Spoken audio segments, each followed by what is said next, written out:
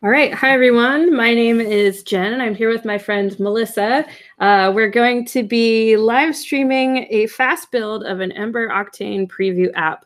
And I'm kind of taking this as an opportunity to share a little bit about CSS and styling systems.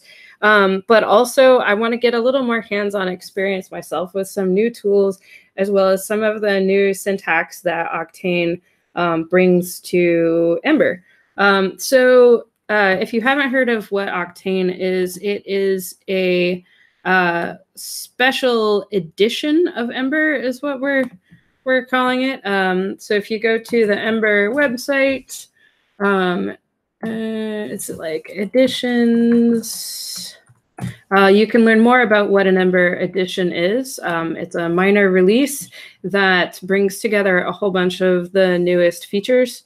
And although I helped write some of the Octane guides, I actually don't have a ton of hands-on experience with building stuff with them. So what I'm going to be doing during this live stream is just jumping back and forth between these docs here and my app that I'm building, and kind of walking through the same sort of experience that someone who's also new to this might have, and like kind of how I approach this problem set.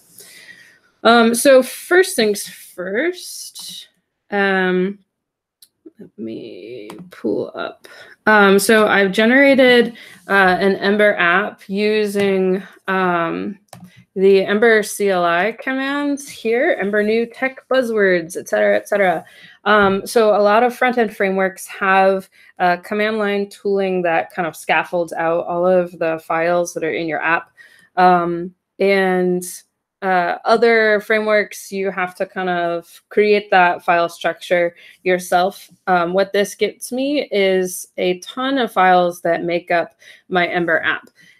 Since I'm using Ember, if I start my local Ember server with Ember serve, I can go to my browser here, and let me just always show toolbar.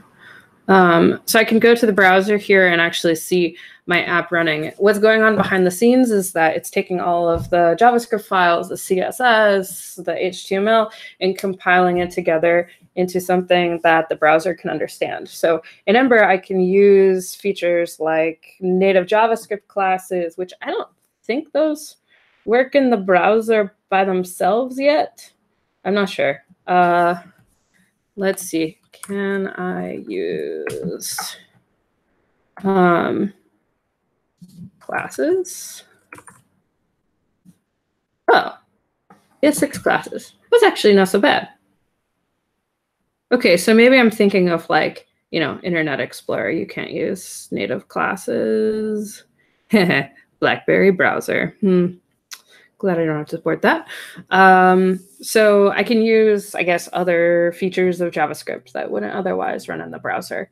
So there's a distinction in JavaScript between things that can run on the file system, things that are allowed to run in the browser, and then the features that may or may not have been implemented for the browser.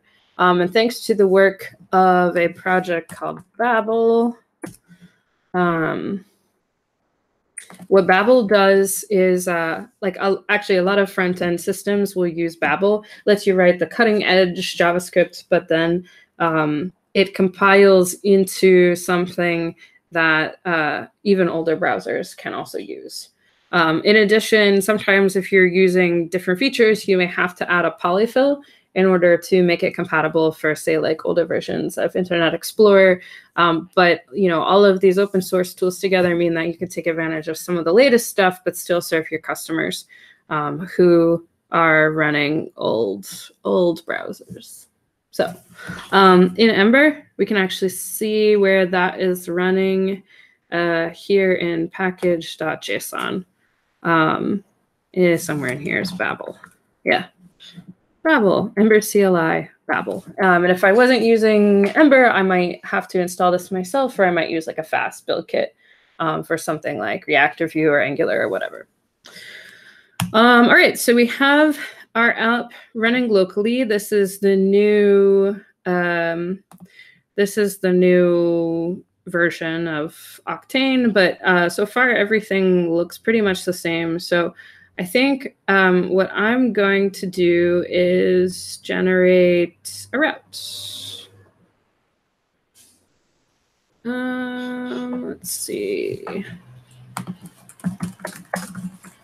So I'm just going to make an index route. That's we already have an application route in our app, but the application route is things that would show up on every single page of our app, and I just kind of want to work on one page.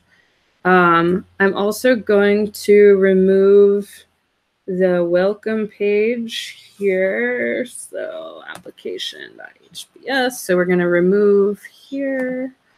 I'm going to wrap this view and toggle. Where's my word wrap?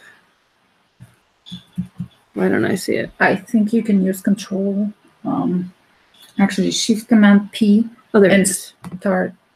There. Oh yeah, or that. You can get the options that way. So the first thing you'll notice here is that we're actually using a template that's called welcome page, and that's what's making this little hamster show up.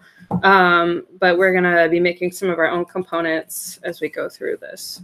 So I'm gonna take this out. My app is called Tech Buzzwords, and I'm gonna put it in an H1.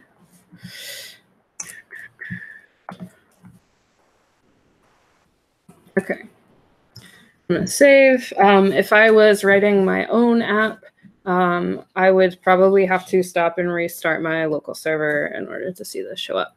So we've got tech buzzwords. Our goal here is actually to build out some like forms or something just as a proof of concept. And before I get started doing that, I'm actually wanting to take a look at something called Tailwind. It's a library that Sam from Ember Map has recommended a whole bunch, and I've never tried it before, and I'd like to. So since I'm in the Ember ecosystem, I have the option to use an Ember add-on for this. If you're working in a non-Ember environment, you could maybe use, these CDN links. You could use them within Ember too, but it gets sticky. So I'm going to follow the README here to install Tailwind in my project. Tailwind, from what I understand it, is sort of like a thing that is lighter weight than Bootstrap. It doesn't come with JavaScript functionality as far as I know. I think it's just CSS, which is makes it very nice for working within another ecosystem like Ember. If you are wanting to use something that has built-in components and functionality, there are actually a number of libraries that other people have built. If you go to emberobserver.com, for example, the Ember Bootstrap add-on is really well developed. There's a ton of people using it, and it has a lot of different functionality built in. But I don't want to use Ember Bootstrap because I want to try out something else, and I'm already very familiar with it. So we're going to install this add-on in our app. I'm also going to work on a branch. So I'll wait until I have a set of commits that form a feature before I bring those things into master. So I'm going to install Tailwind.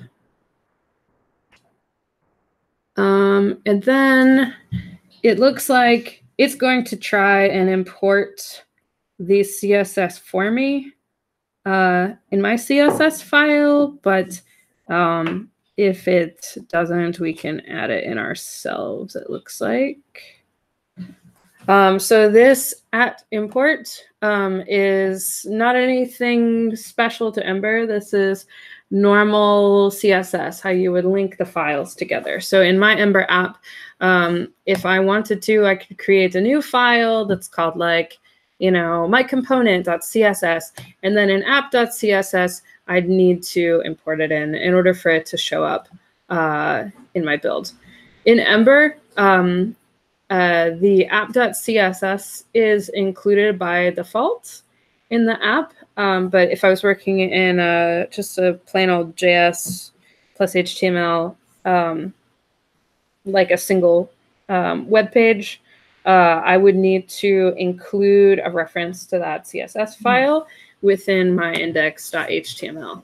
So if we actually look, this is just normal Ember stuff. If we actually look in index.html, we can see that it's already referencing the built bundle of our CSS. So I don't have to do anything.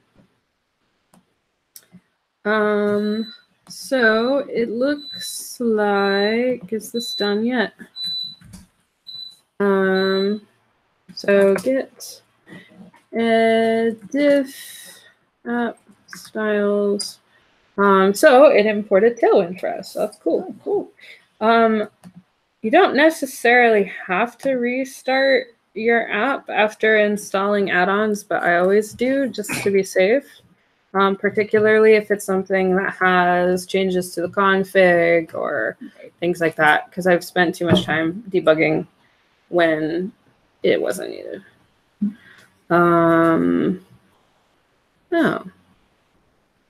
Oh, it just doesn't like my indentation. That's fine. I don't care.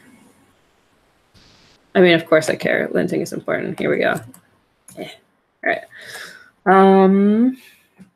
Cool. So we have our index.hvs, and the first thing I want to do here is, do I want to make a component? Yeah, let's make a component. Life is easier that way.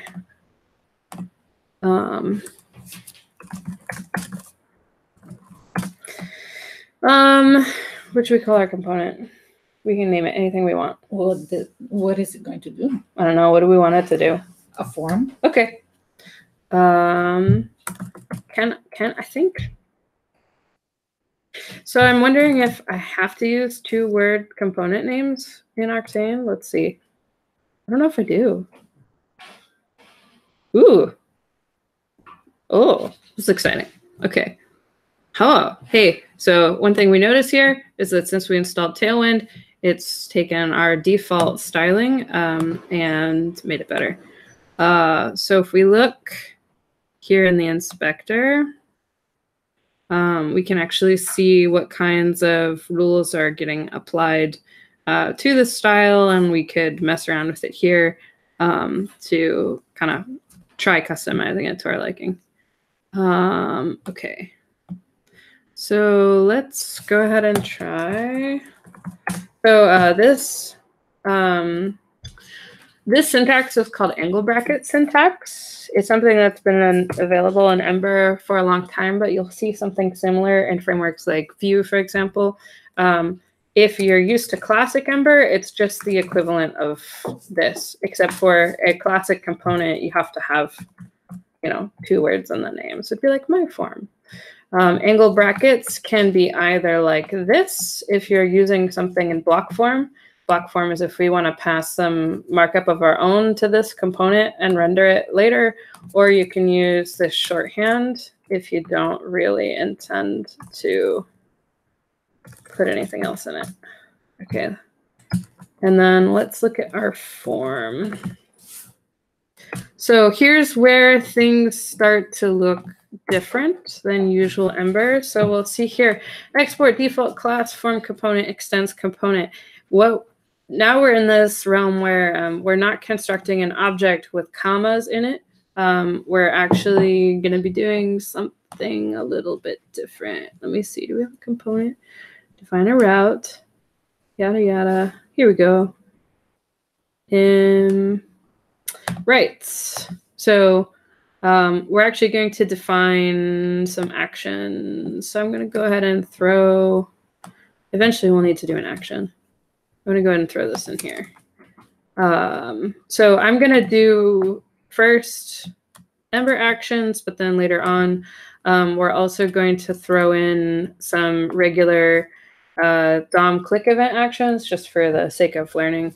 That's not something you would typically use directly in your Ember app, but it's a good fundamental to know in JavaScript. Okay, so we made an action. Later, we're going to attach this via a click event. But for now, I want to see if my form will render. So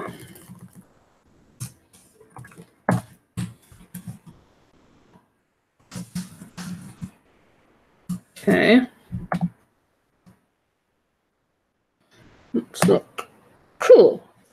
So far, so good.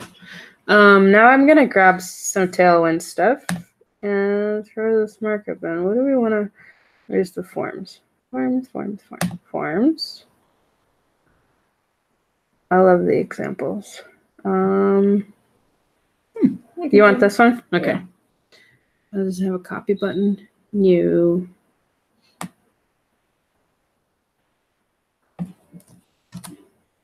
Okay.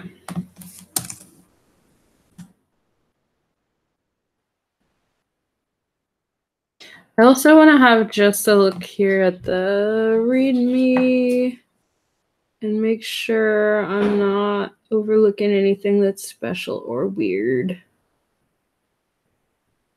Get over to change this to the style guide is included. Shapes with style guide that can be added to the host application router. I don't think I need to worry about any of these things right now. Ooh. And there's also the option to use Sass.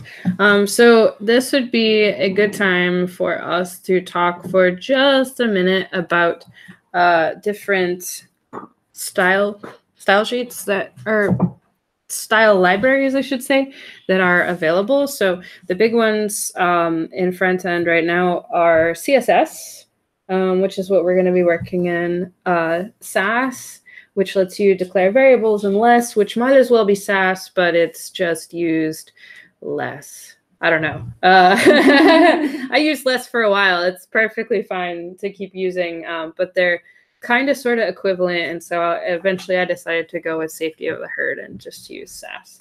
But I never had any problems with less either. So like, it's not a huge deal. The benefits of using something like less and Sass is that you can nest the rules. So if we look in our app.css, I just want to give an example. If I was using less, I could do like my class name, and then I could put other things, and then like put my styling inside of here. So I could say like color blue or whatever. That's probably the main benefit for me, from my perspective, of using something like Sass, is that native CSS won't let you do this. For a long time, people use things like CSS and Sass less and Sass because it let them declare variables, but variables are also available now in regular CSS as well. So, you know, it's just a change of syntax, really. So along those lines, I'm actually want to make a CSS variable by hand. CSS variables. Just to demonstrate here. Custom properties. Oh, that's interesting. What am I doing? Declaring a custom property. I've never actually done this. Declaring a custom property in the root pseudo class. Use it through. Oh, interesting. Apparently, we can do something like this. Let's make it not brown though. Let's do gray. Sure.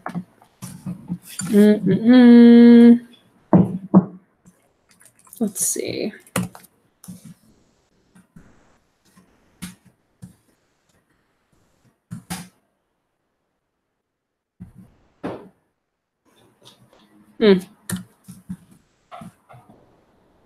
Apparently we can do this. I've never actually tried this before because I always used less and all that. So let's go to our form.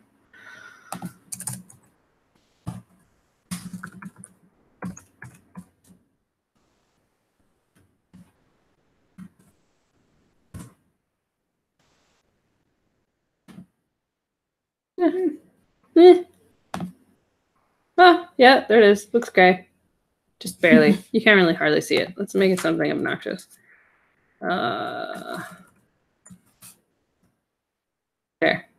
We can see. There it is. Ooh, and also our form worked. Yay. So that was just for funsies. I'm gonna comment that out because we don't actually need it. All right, so just in terms of general front-end concepts, what we're doing here is making use of HTML templates. So template gives you reusable markup that can go in multiple places throughout your app. It lets you do things like use variables or attributes so that things aren't hard-coded, and you can actually have kind of a connection between your JavaScript and your markup. So templating libraries come in all shapes and sizes. Ember, for example, more or less uses an adaptation or inspiration from a library called Handlebars. Mm-hmm. But other libraries have their own formats, and all of it sort of follows the same principles and benefits. So to give an example, let's look at index. I could do this, and now I have two forms. Hooray. So that's the power of templating. One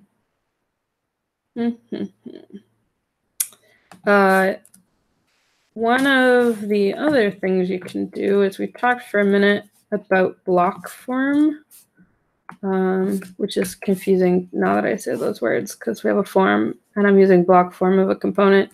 I could put H2.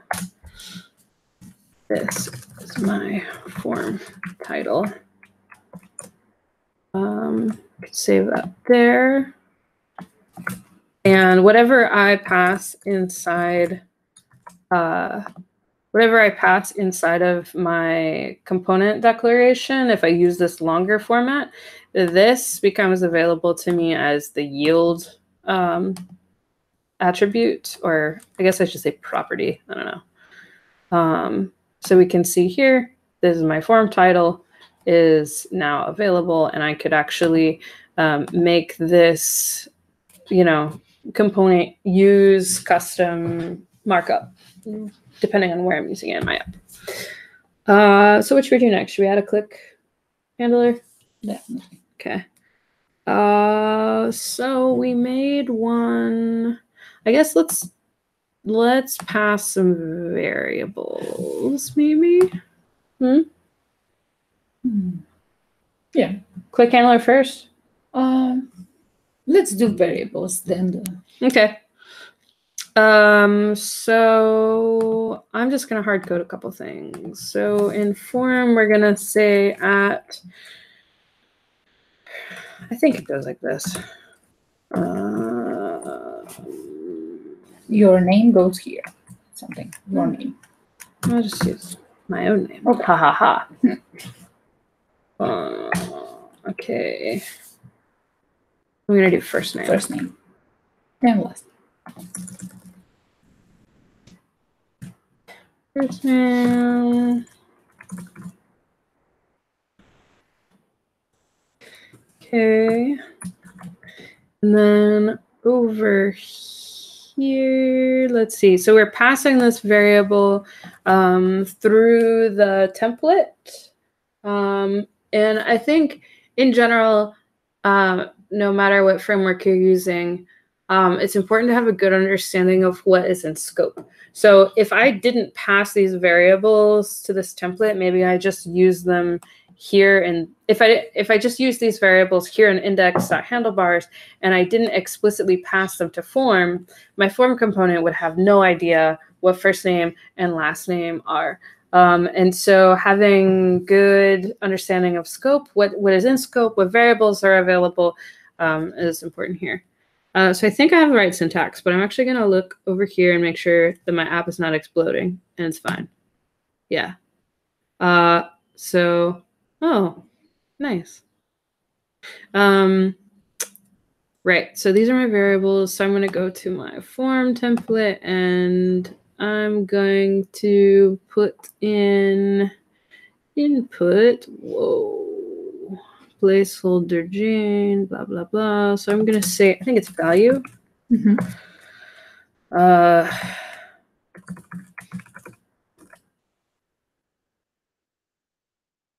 Oh. Or not. I thought that's how it does. Well, let's see first to make sure that I've actually passed that variable correctly. Apparently I did not. Nope. Okay. So I'm going to go back to the Octane guides.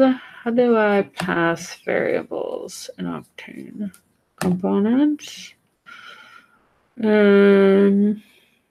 Arguments. Okay, I did that. Oh, I need an ats. Yeah. Okay. That's right. Okay. I think it gets an at is used on both sides. And I think if it's defined in the component JS itself, you use this instead. Yeah. Yeah. It's never like you could use attributes. This icon. I don't know. We're gonna play around with that for a little bit.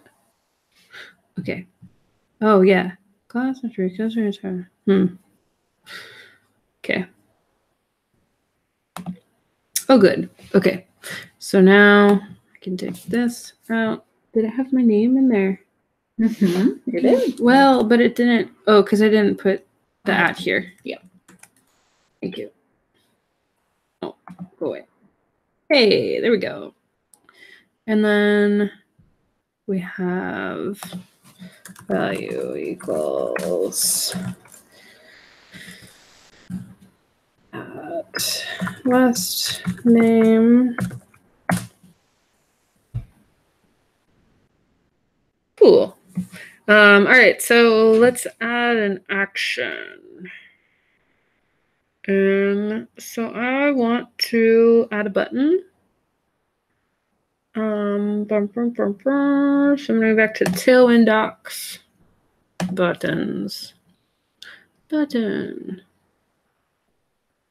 What kind of button? Oh, 3D button. Which one do we want? Fancy. It's not. I want it to like press in when I click. I want it to have an animation. That is something we could theoretically add. Oh, I like this one. Okay. It's kind of hard to notice on the page though. Well, let's just go ahead and do this. Okay. Button.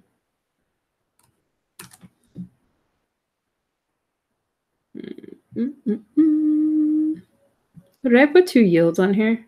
Oops. There we go. Button. Okay. Make sure that it rendered. It did. Very nice. All right. So to tie an action to this in the new Octane way, I need to look at the docs. Actions. Actions. Normal component definition. That's the thing. I don't have to put tracked because I passed it in, right? Add action. Oh, I don't know what I'm doing. Hang on. What's it look like? It looks like this. Okay. Oops, sorry. Okay. So, and then we made an action called show person. And I want to pass it an argument. I want to receive the first name and last name. So if I do add first name. Let's just start with first name. Save.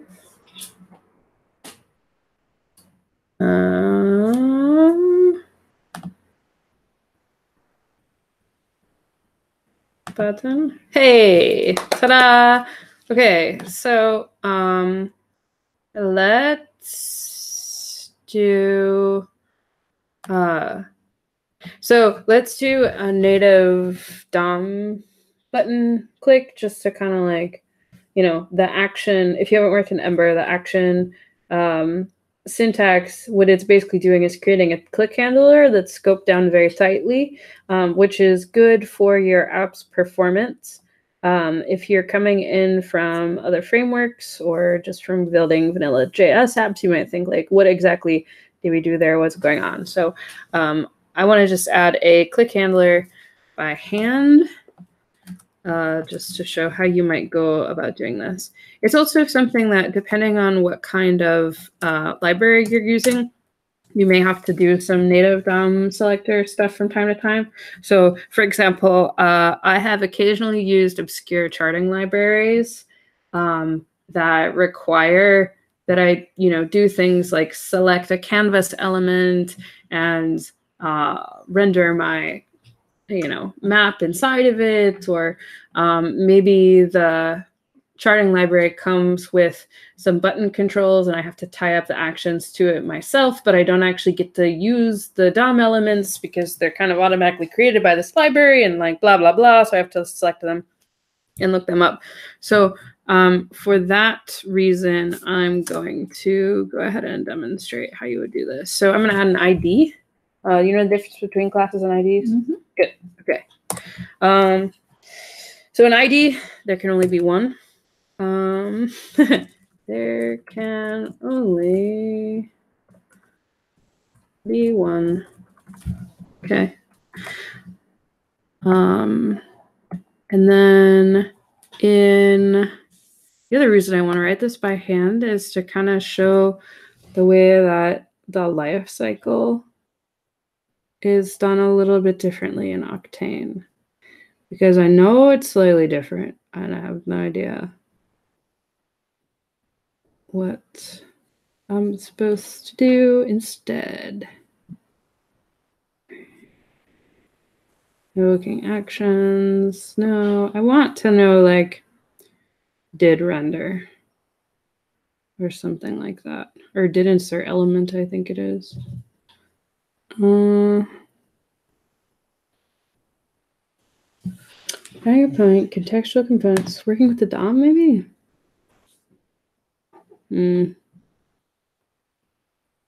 That's not what I want.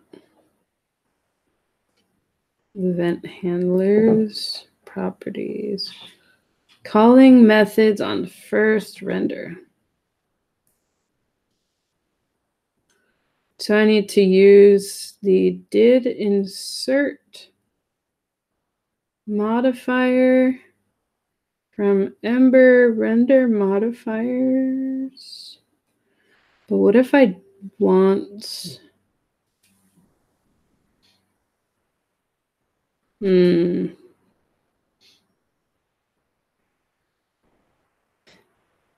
what am I doing here? Extracting logic. What if I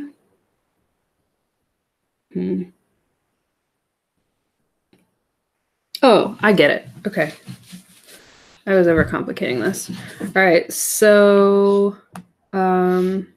the did insert, basically, you can't put a click handler on something that doesn't exist in the DOM. And if you just put it in like some random function, you could end up in a situation where the thing you're trying to target isn't defined yet because it's a race condition, like the page hasn't rendered. So in Ember, you get this thing called did insert, which is a hook that will run after the component has been rendered. So you can be sure that whatever you made is available to attach a click handler to it. So the way that this works here in Octane is that instead of putting did insert in our JavaScript, which is like in a normal in a non-Octane app, you would do something like, let me do this. So in a non-Octane app, you would have a function called did insert, and whatever went inside of it would automatically execute when something had run. This is like classic component style, but since we're in this new situation, instead we're going to put our did insert in here. That's super weird. That's weird. Okay, did insert modifier.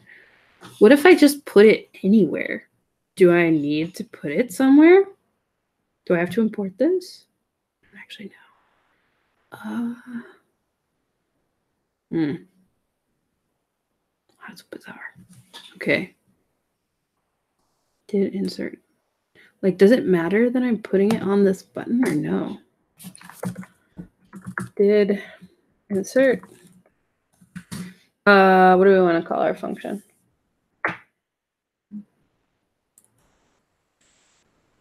We could say manual click. How's that? It needs to be this dot manual click because we're going to define the function on this component. So this dot manual click. It's going to yell at me because it will say that that function doesn't exist, or at least I expect that it will not like it. Yeah. Did insert is not a modifier. Helpers may not be used in the element form.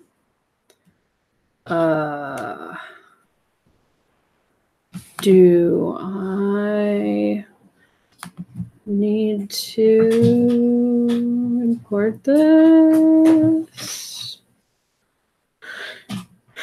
Using the did insert from Ember render modifiers.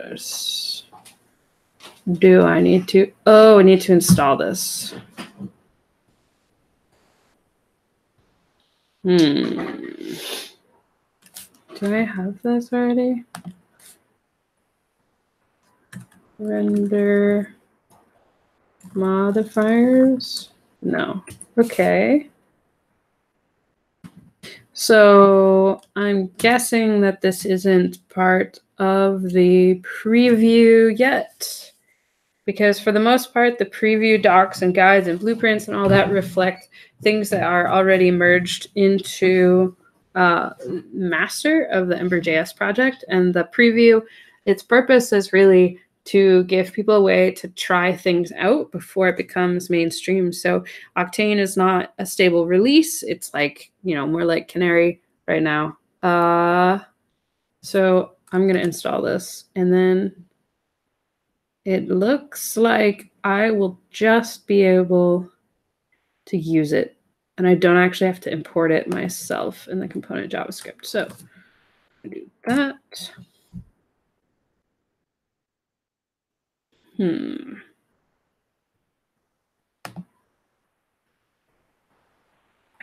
I want to know if I can put this anywhere.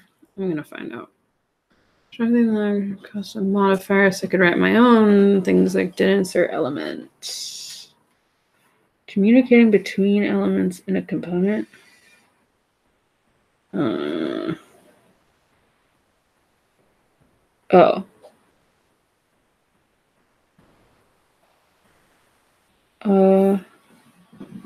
Remember ref modifier there? Signs the modifiers. I'm going to have to read on this later.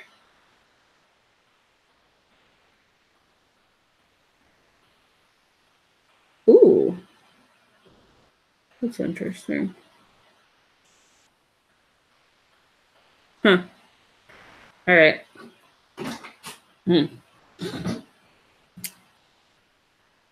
Don't understand. Textual components, actions, and events. I guess while I'm waiting for that, I'm going to go ahead and define the thing that's supposed to run on did insert. What was I looking at? Working with the DOM. Did insert. Okay, so it's just, oh, that's cool. So it's not an action. It doesn't seem to have the action label, so does it? Ooh, and it gets the element. Oh, that's very nice.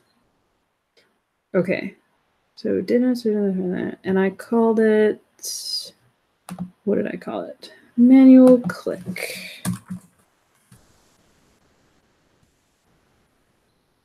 So I get the element that was clicked as an argument, which is really very cool.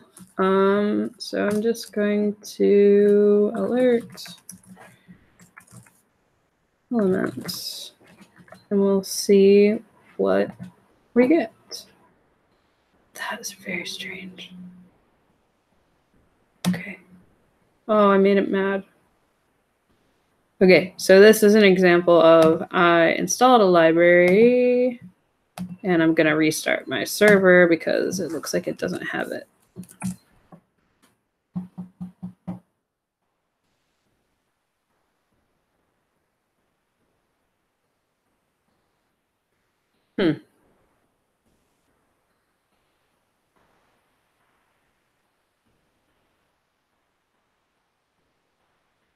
Yeah, indentation.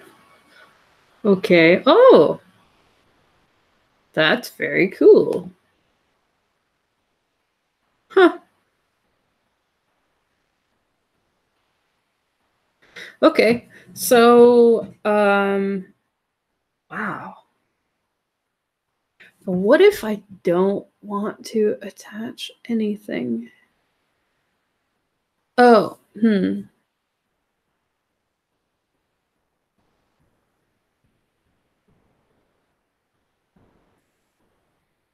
All right, so since I want to demonstrate a general click handler, I'm actually going to take this outside of the context of the button, and I'm just going to let it be the context of the page. Did insert. This dot page is ready. Page is ready. Okay, so theoretically, we should get did insert is not a helper. But wait a second, we just did it. It just worked a minute ago. Are you mad? Do you have to be inside of an element? Ah, weird. Oh, well, what if, This works very differently than in the past. That's why I'm like a little bit stuck. Okay. Well, it looks like I can't move this outside of being contained by some element, so I guess I'm going to leave it. Basically, if we were using vanilla JavaScript, we would do document query selector. And I would select something by ID. This is just regular HTML stuff, not anything special to Ember. Is it? Oh.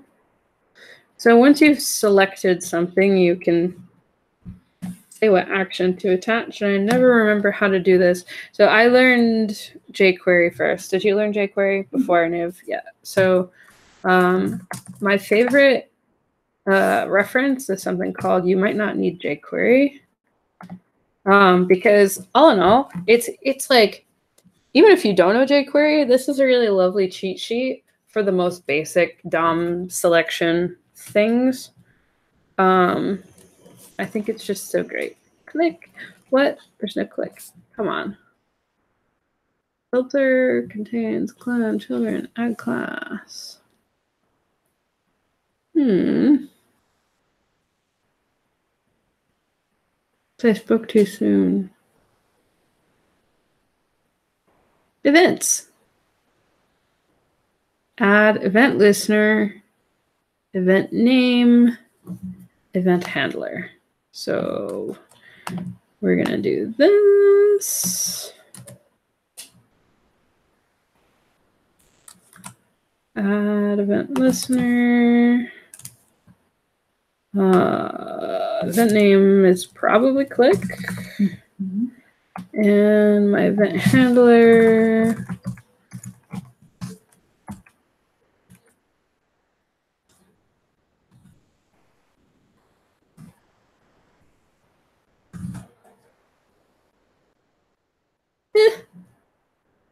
Let's see. I think that'll work. Maybe. Maybe. Hey, ta-da! Okay, so let's imagine that this didn't work. I'm gonna show how I debug. Within front-end applications. Like nothing's happening. Oh no.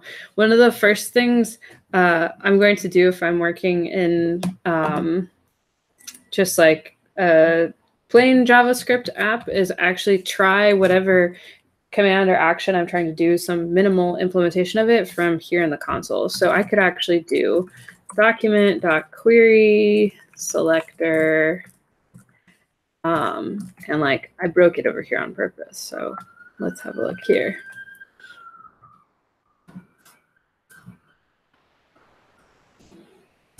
I can actually see that there's nothing. Right. And this lets me know, okay, I don't even have to get as far as this event listener code to know that I did something wrong. So this also gives you some like really handy autocomplete things. Let me make this a little bit bigger. So I can see here, I've got the thing that I expect to have. I can actually, scroll through these different things and say like, okay, which of these types of events or properties do I want to use? And if I'm under pressure, like doing an interview or something like that, this can be a way to look things up very, very quickly and just try them out to see if they work before you jump into the full docs for them. So like, I don't know. What does that even do? I'm not sure. You would declare a function in here. At this point, I would be like going off the edge of the map and I would just look up the actual docs. See. I don't know if this is even valid because I don't know what this takes. But anyway, you can try different things out here and see what's going on. When it comes to debugging styling, there's a couple tools that I love to use, which is like, I like this selector here. So if something's funky with my button, I can choose it. Can actually change some of its properties in here. So especially, I'm working with Tailwind. I don't know what any of these things do. What happens if I take away the rounded word? What's it gonna look like? Cool. I can see that it's square. What if I don't give it any button stuff? Oh, it disappeared. Not really. Okay, so that's pretty nice, actually. So one of the things I like about this, that I think is nice, is some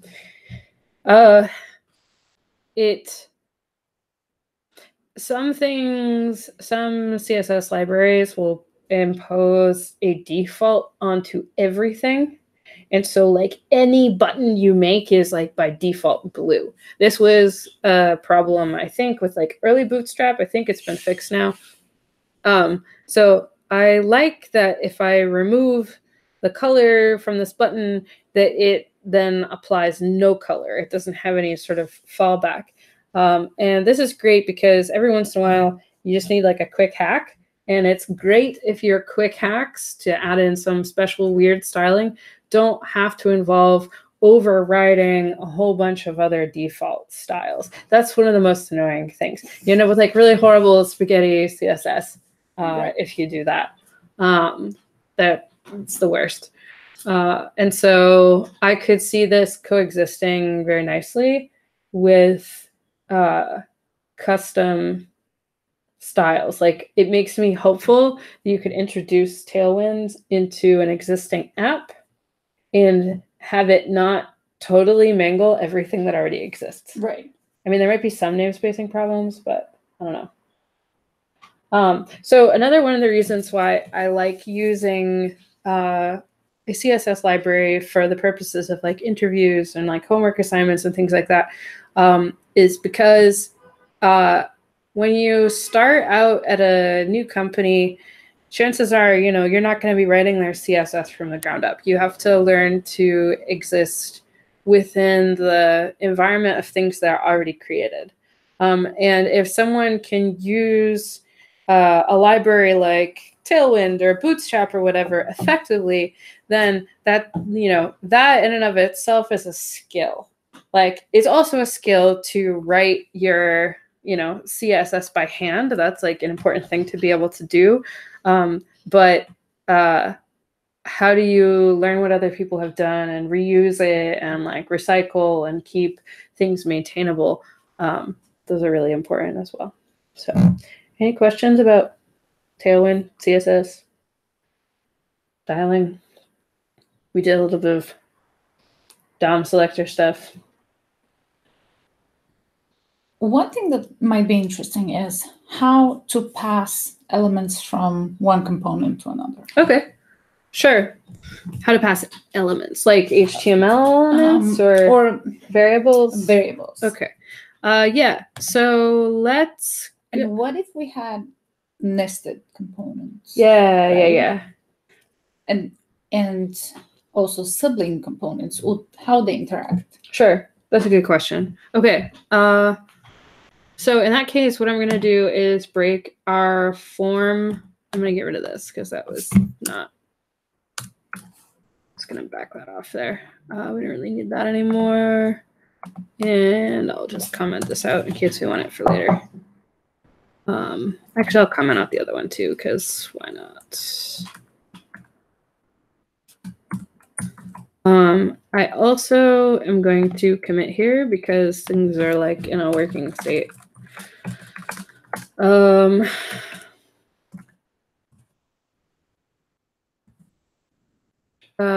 you know about yarn versus npm? Yeah. Okay. Do you not need all of the files? Oh, I'm just gonna start by use Tailwind and element modifiers. And then I'm gonna save everything else.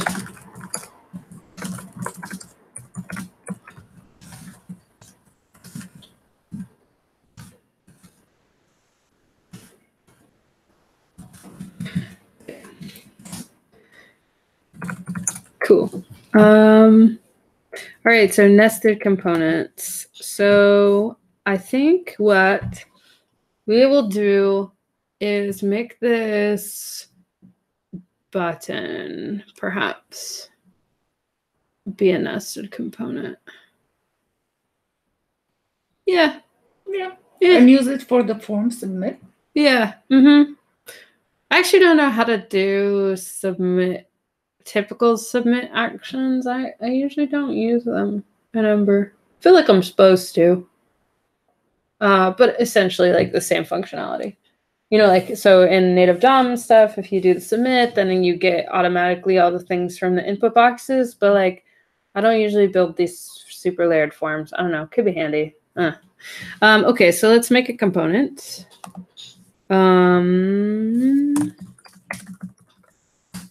We'll call it submit button.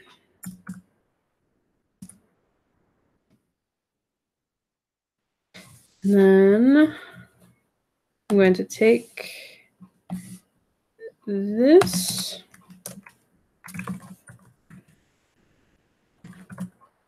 Yeah, I think it's like that.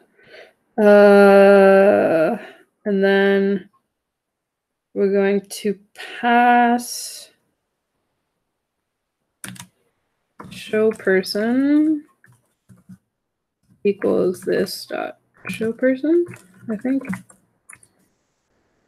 Yeah, maybe. I think that's it. And we also want it to know the first name.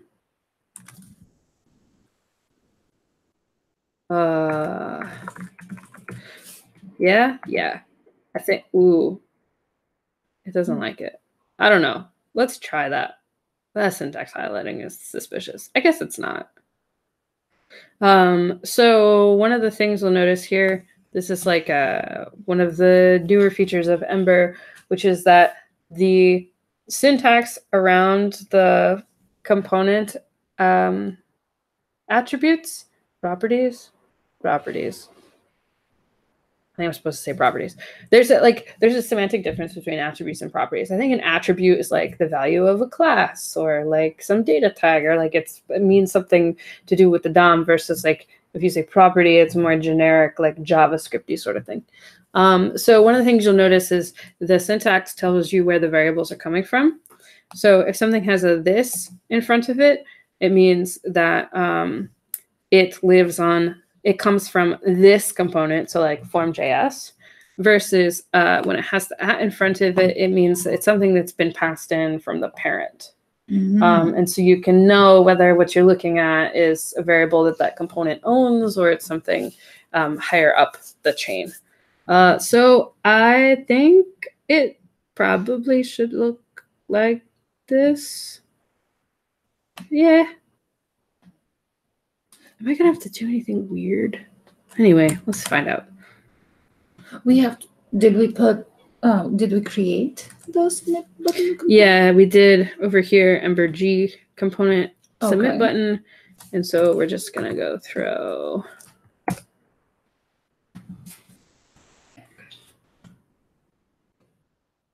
Okay. So now it's gonna be at show person at first name, because it doesn't have any of this, because this submit button component has no properties on it of its own. So if we go to like submit button JS, there's nothing here. That's really interesting.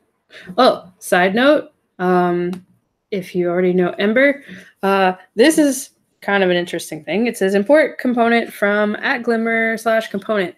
You don't need to know Glimmer in order to be using Octane. Glimmer is the name of a web component type library that was developed outside of Ember as sort of like an experimental ground. And then the things that they learned from doing performance improvements and, different ways of handling the code got brought into Ember. And so we're importing from this Glimmer component package, but really the guide should have most of the things that you need to know in order to work with quote unquote Glimmer components.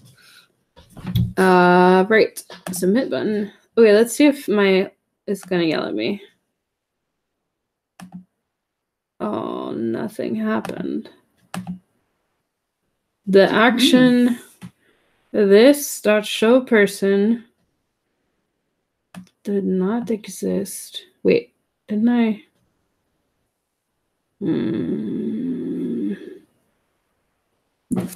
Make sure I saved everything. Save. This dot show person. What was it before? Isn't that?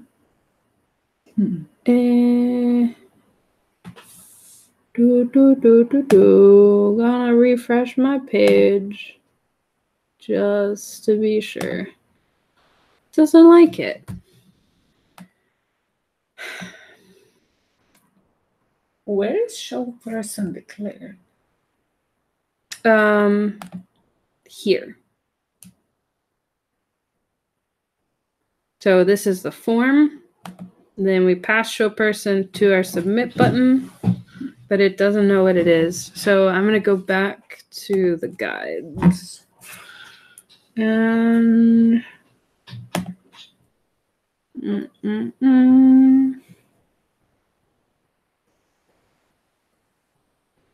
think there was a section somewhere.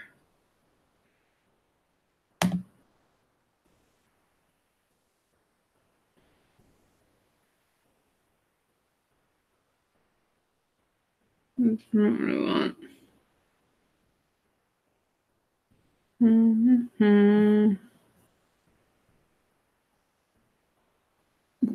I have this sneaking suspicion that if I open up Discord, there's probably like messages from people that are like, Jen, it's supposed to be this. I'm gonna look. Let's see if anyone is going to rescue me. I can also look at the quick start. I'm pretty sure this might be in the Octane conversion guide, actually. How about you search for this keyword? So in the page and see if there's something with it. Sure. This dot. There we go. So that's in the JS. And then you have this dot count in the counter. But it's not going to be a this when we're using it in the... So, okay. So there's also, there's something called the Editions Upgrade Guide, which the target audience is people who already know Ember and are trying to figure out what they're supposed to be doing differently. And so I hope that there's a section on passing attributes, and I think there is. I think so. Bound and false. Do we have double braces? I do not have double braces. I'm pretty sure. Do we? Yep. No, there it is. That's there it is. Oh, sneaky. All right. Yeah, definitely like that too. Ha. Oh, I wonder if there's a way to lint for that. Because I'm gonna mess that up literally every time. Because in classic Ember components, you would do submit button, show person. It would look like that. And like everything is inside of double curly braces. You don't have to do it again, but since this is ankle bracket syntax, you have to do it. It's worth noting that this classic component syntax still works. You know, it's not removed from Ember. If it was, we would be looking at a major version change, and this is not going to be a major version change when Octane is released. So you can still do, you can have like these two styles coexist in your app. Okay, now we see if it works.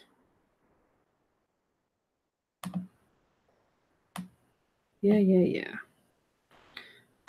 Hey. Okay.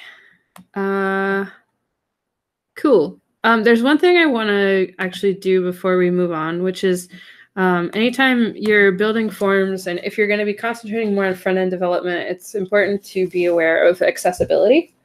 You could spend a long time studying accessibility yourself. Plenty of people do. It's a good idea to, but when you're first getting started, there's a lot of tools that will help you out so you can learn things sort of on a need-to-know basis and at least address some of the most critical problems that your app could have. My favorite thing for this, I have two favorite things actually, I should say, is the accessibility audit that is available from the Chrome DevTools. It's a project that was previously known as Lighthouse, and it's now just available as audits in your development console. The audits it can run are incredible. SEO, best practices, progressive web app development, performance. The one I care about the most is accessibility, especially because we used all these forms. Furthermore, we copied and pasted the examples of the forms. And so if we found that there were accessibility issues with the forms as they've been written, that would maybe be an opportunity for us to open a pull request, a Tailwind, and say like, hey, you know, we just want to update your example so that if someone copies and pastes it, it is something that is accessible. Accessibility can encompass everything from how legible is the text? Is it too small? Is it too light? to does your markup itself actually have the right tags that would allow someone using assistive technology to understand your web page. So the most common example of this is a screen reader. Screen readers rely on those labels to know not only what to read aloud to somebody, but also the navigation. So a good way to, for example, tab order, if you can't tab through a form like this, you've done something wrong. So it should automatically kind of give different elements focus. Right, so let's run an accessibility audit. Let's see what happens. I have a feeling that it's going to tell us that this text is too small and too light. We may need to make this gray text bigger. A little contrast, yeah, so it's telling us, we can actually hover over here. We can see which things about this form don't pass the accessibility test. Looks like our white text, just in general, this white text against the blue background has a problem with it. And so, yeah, that is interesting. Okay, I'm going to go back to the audit. I hope it didn't clear it out. Page specifies a valid language. This is something that's on my Ember app itself, which I could change. The most important thing here, though, is that we're not getting any form failures, which is great. Page has logical tab order. For interactive elements are keyboard focusable. It's not trapped in a region. Custom controls have ARIA labels and associated labels. Visual order follows DOM order. Headings don't skip levels. So headings don't skip levels means like we shouldn't go from H1 to H3, even if it might look nice. You would want to use other styles to accomplish that. What were some of the other ones it wants us to check? Landmark elements are used to improve navigation. Headings don't skip levels. Okay, cool. So I want to actually look at the form markup here. One of the important things that they're doing here in their example that I actually was like props to them for doing this the right way. A lot of times people don't give their form inputs a label. And in the label, for it to work right, you want to give it a target. So grid last name is something that shows up here somewhere, grid last name. So it references the ID on that element. You know, it's kind of like some people think it's like very stylish. They leave off the labels altogether and just have the input and use the placeholder text to guide people. But that has problems for accessibility. It also has problems for usability. Because if I start typing in one of the fields, but then I'm like, wait a minute, should this be my full name or just my first name? Should this be my city or my zip code as I'm filling it out? I'm going to have to like delete my entry to see the placeholder text. And so even if you're not using assistive technology, that's not a super great user experience. So that's pretty cool. One of my other favorite things is I like Ember. I like testing. So this library, you can actually include checks for things like the contrast level as part of your test suite. Oh, nice. So this is great because then you don't have to, you know, go complain to your coworkers every time they put something that's too low contrast. And it's like, hey, we talked about this. This is too low contrast. Can you please change it? And then you're like that person who goes and bugs everybody about the color contrast. Instead, you put it in the test suite and let the test suite bug people for you. If they override your test suite, then you've got a different problem on your hands. Should we also write a test? Is that helpful? Yeah. Okay. That one wasn't in the to-do list, but it's worth giving a try. So when we generated all of these things, Ember very helpfully made some tests for us. And if we want to see what's going on with those tests, we can go here. We have some failing tests because we, put content inside of our components and didn't, do anything to write the test yet. So this is expected. Then we have some test failures here. I'm going to skip these for now.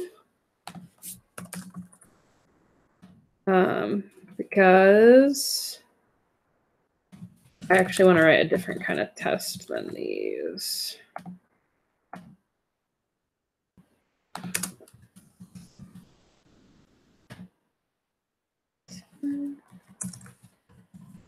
So I want to write an acceptance test. I don't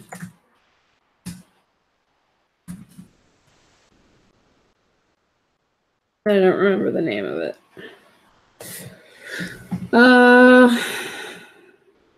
With my tests, is it just acceptance? It is just acceptance test. Okay, Ember G acceptance test form layout. I don't know, something like that. Okay, so now we have a file called form layout.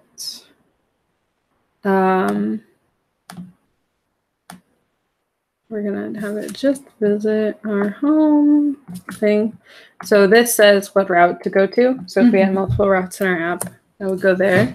And then we're using, let me see which test library it uses.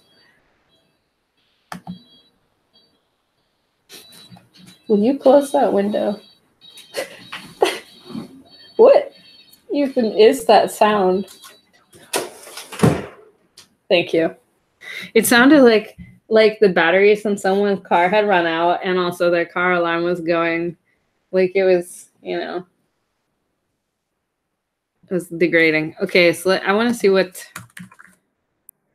are we using for Q unit? We're using Ember Q unit. Okay.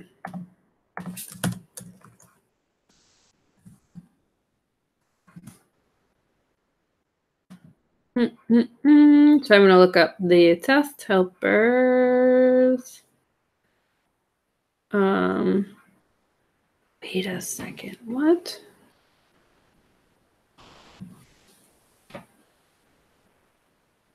I'm like a little bit surprised that it installed this one. Ember test. Oh, here we go. Is this what I want? Here we go. Nope.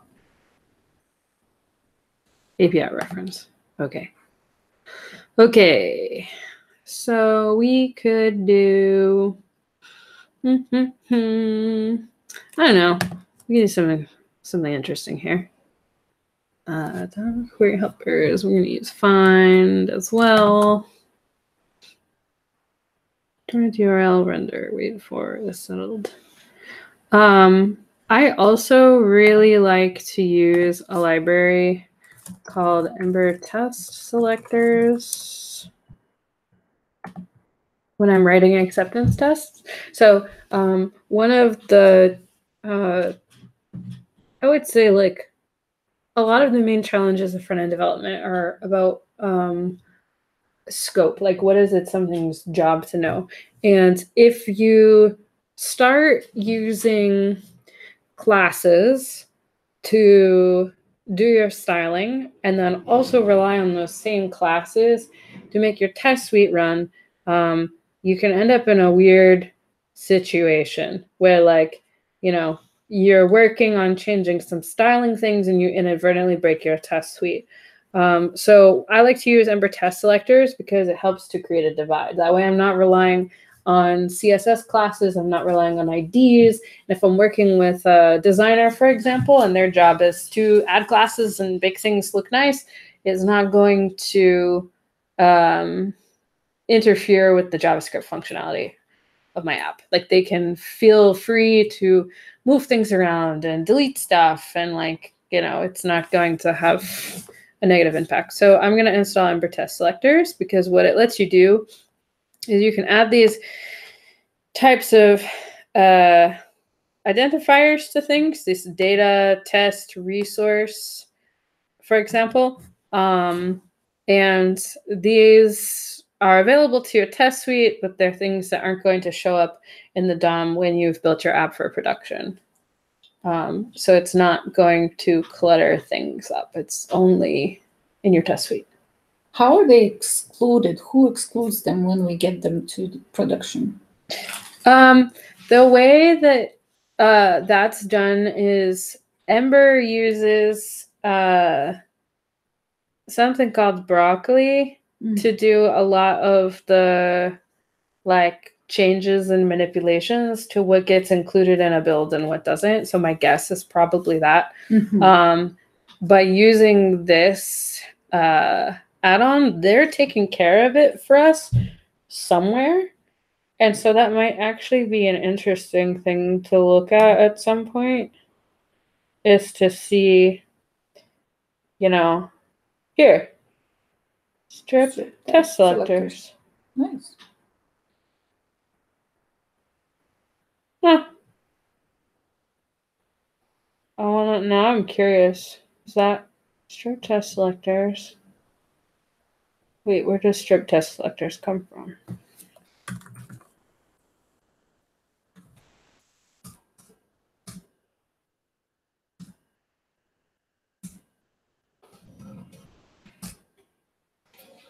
Where's that function defined? I don't know, it's becoming... Oh, they're setting it here. Oh, strip test selector is not a function. This is a Boolean. And then what? I don't know. Something that could be interesting to look at is, like, how they actually implement it. You could kind of trace it through strip data test properties plugin. Oh, there's a function called, or there's a file called strip test selectors. Ooh. I have no idea what this is. How is it actually? Under visit node attributes. If it's an attribute, something about regular expressions. I don't know. And then it's returned as a plugin, which presumably this is a Broccoli plugin? I don't know. Right. I was installing this. Did I do it? Okay.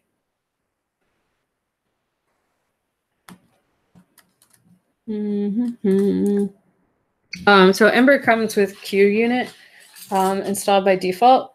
If I'm not working in an Ember app, well, you can use other testing libraries with Ember too, but, like, I'm perfectly happy with using QUnit in Ember.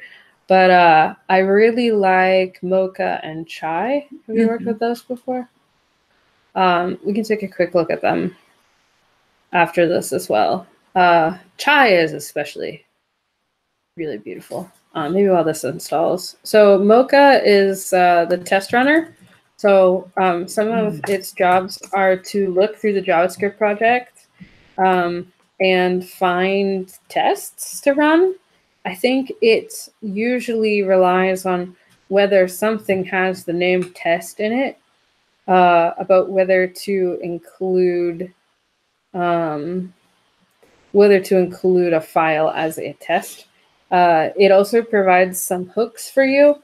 So, for example, if there's something that needs to happen before every test runs, like, you know, setting up some basic config variables or something, you would declare that. And then before each, the describe block is your test's name, and or like the name of the group of tests, I guess, in which you can run lots of different assertions. So, you know, a describe block can have just one it inside of it, or you could have like a whole bunch of its.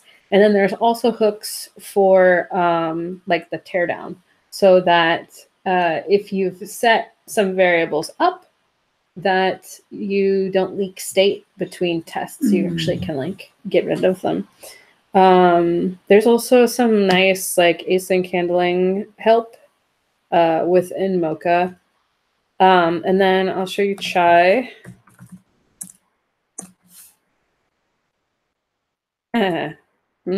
T. Hang on. Chai. JS. This is one of my favorite libraries on the internet, actually. I just think it's really gorgeous. Like, you know, T should have property flavors with length of 3. It's so nice because without something like Chai, what you could end up doing is you'd be like, let my test variable equals, and then you'd make some sort of like, you know, query against the DOM, and then you would say like assert.equal some random variable, some other thing that came from the DOM. And I think it's just so much nicer to have things named what they are, because then I don't actually have to read backwards through your test to know what you're testing.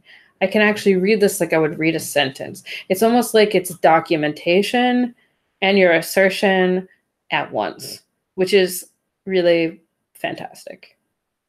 I find that I have to look at their documentation a lot when I'm using it, but I can almost always find what I need. And if I want to, I can always just fall back to like equal if I don't feel like looking it up, or if it's not going to get me much benefit.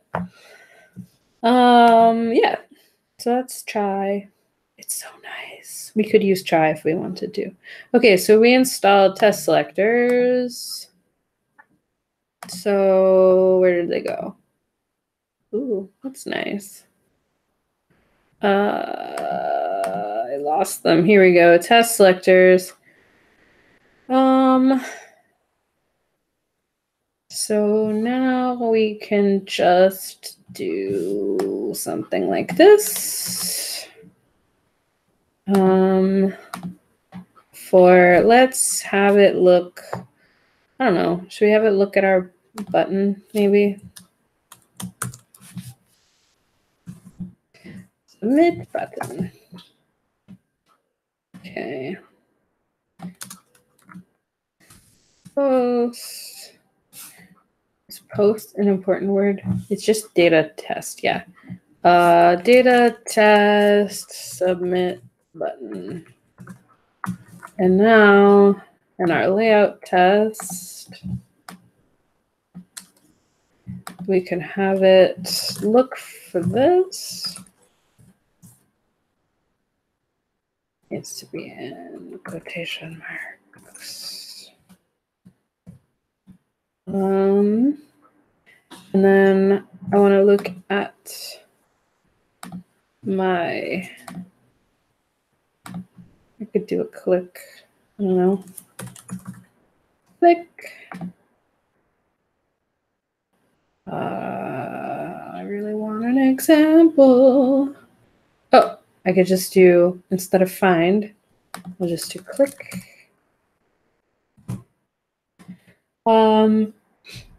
And then we're gonna wanna like,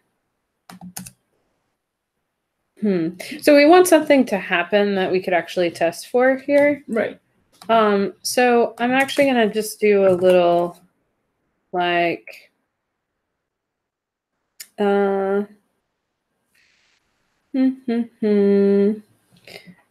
we could say, instead of showing the person, I want, instead of calling show person, I'm gonna make a new this dot reveal. So we're gonna make submit button JS. Going to do action reveal.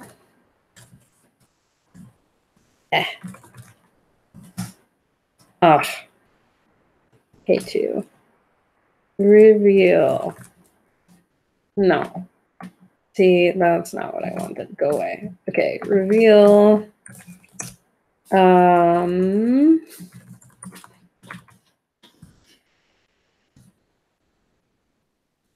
Not cooperating with me right now. This dot set should show person to true.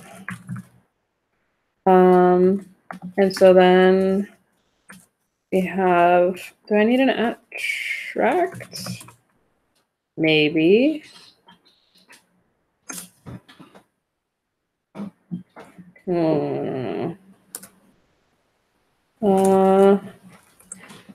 I don't know. Should show person.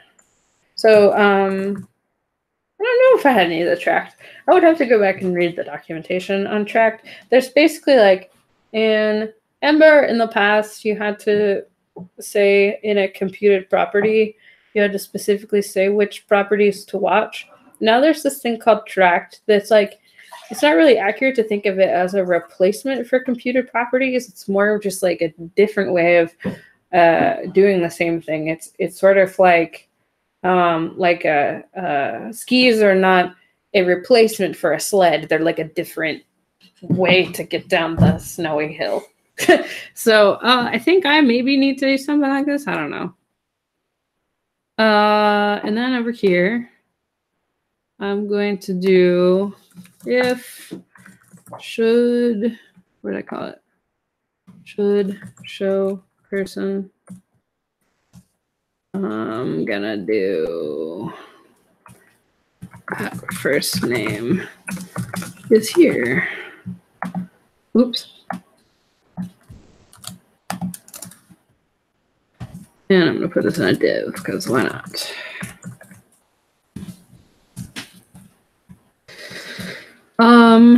Do you know about semantic HTML? Have you heard that term before? Yes. But do you know what it is? Okay. So semantic HTML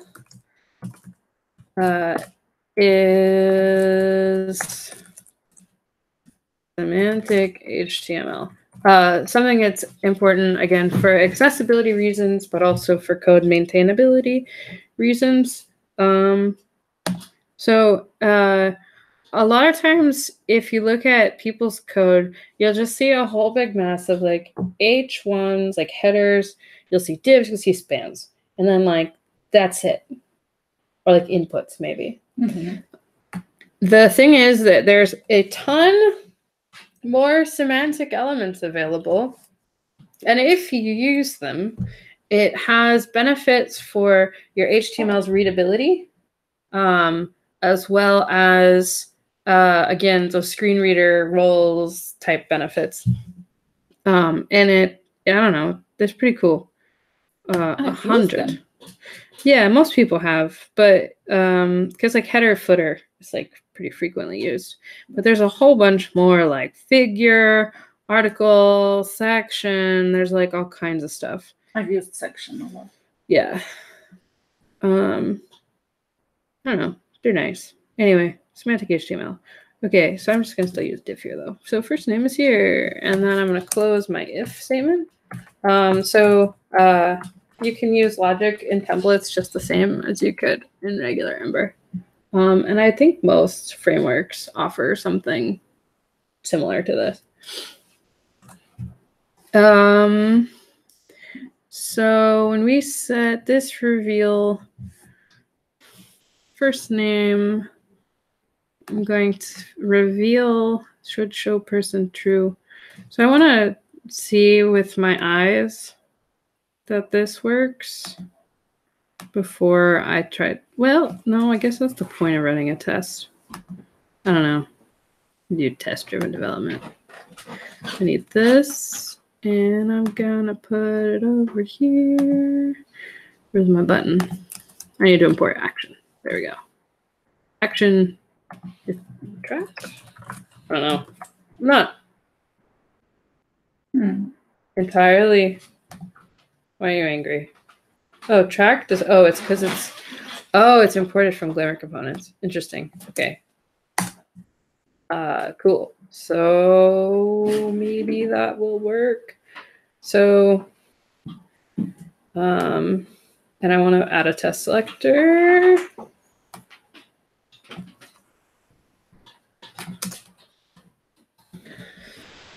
Beta test, show person. Okay. So I'm going to go to my layout test, and then I'm going to say find.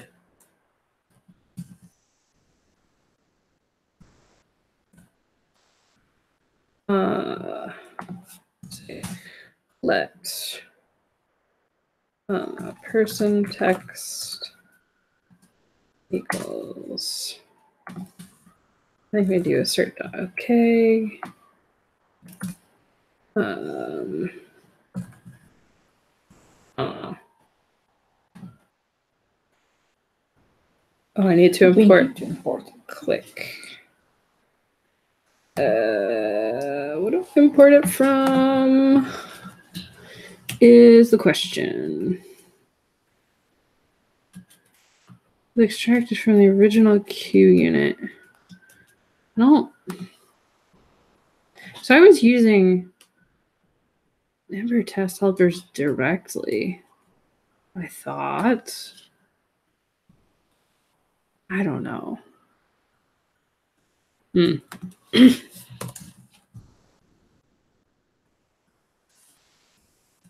Maybe.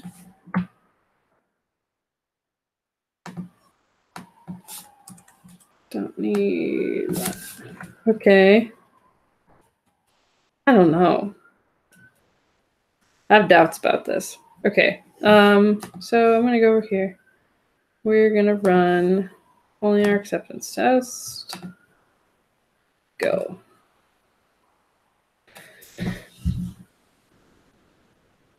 Oh. Okay. So I have a syntax problem that is more fundamental than my test. So let's go have a look here. Decorator is not a function. Line 13.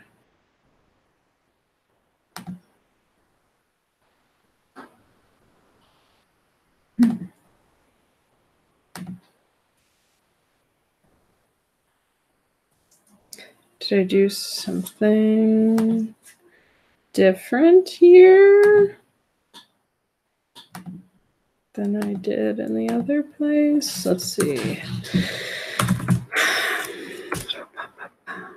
Add action. Import action from Ember object.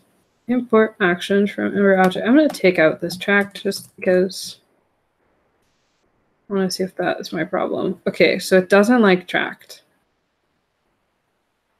So I'm going to look at the docs.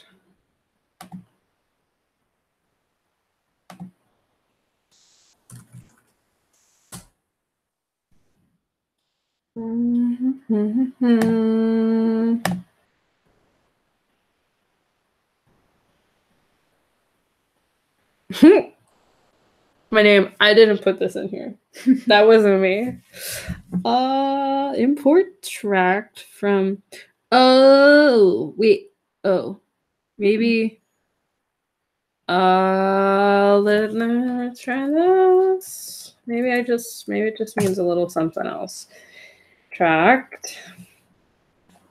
I don't even. Well, should person has an intro value? No. Yeah, I don't even truly know if I need tract here. I might need tract here. Let's see if it renders now. No. Decorator is not a function.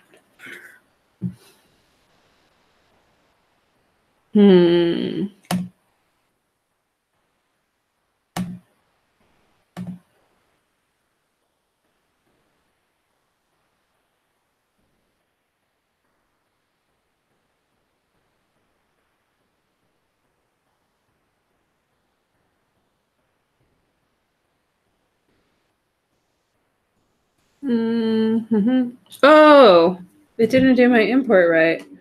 Ooh. Okay. Oh, we're gonna have to look into that actually, because that would get other people.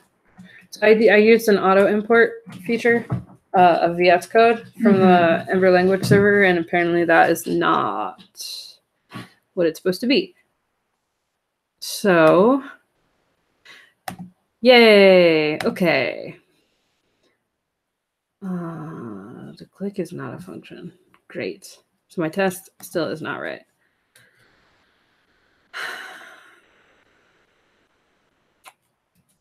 How? So the thing that I'm confused about is I was using Ember test helpers when I upgraded my Ember app in the past, and I'm very confused about why they're not here by default, because I thought they were the newest way to do things, but maybe I'm wrong. So I'm gonna look at, maybe we'll look at the testing section.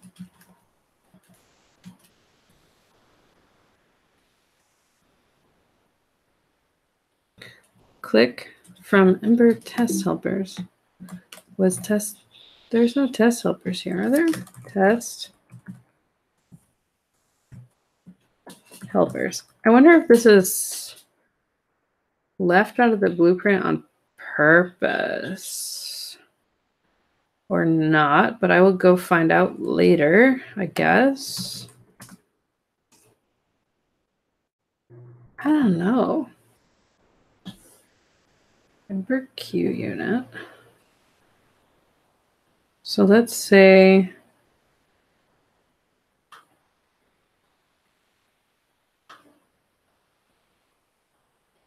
maybe it just makes these available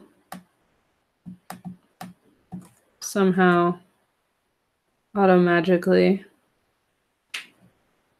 That's kind of confusing.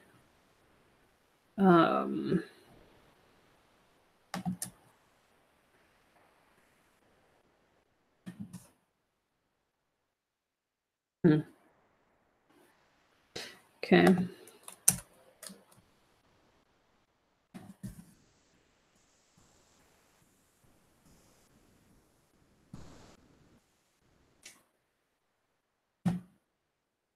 Okay.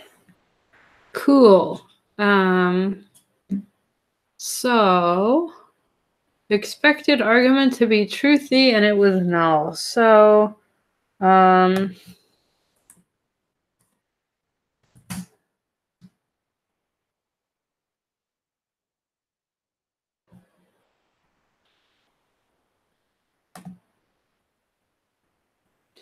interesting. So I want to go back a step and actually just try this over here and see what happens. This dot set is not a function. Do I not need set?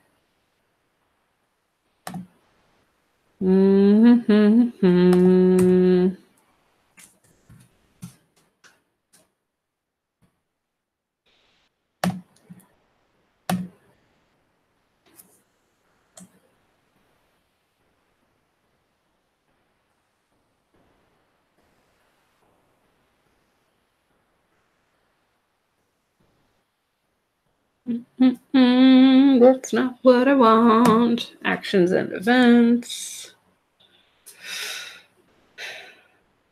Oh, I don't need set. Do you know about setters and getters? Cool. Where do you set? So I use set here. This is cool. This is very cool. Mm-hmm. This is how it should be.